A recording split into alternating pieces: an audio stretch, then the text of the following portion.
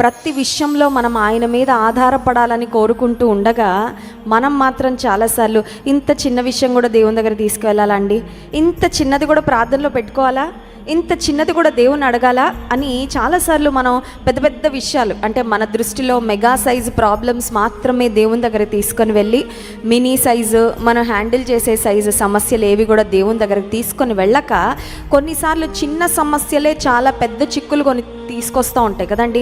కొన్నిసార్లు చిన్న చిన్న చికాకులే మనల్ని చాలా ఇబ్బంది పెడతా ఉంటాయి.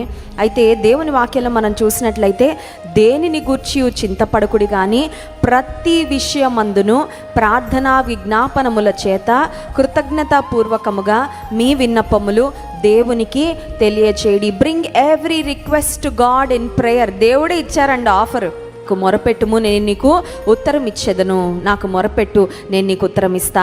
దేనిని గురించి చింతపడద్దు, ప్రతి విషయమందు అంటే అర్థం ఏంటంటే ఎంత పర్సనల్ అయినా కొన్నిసార్లు ప్రక్క వారికి చెప్పుకోలేని సమస్యలు మనకు వస్తూ ఉంటాయండి.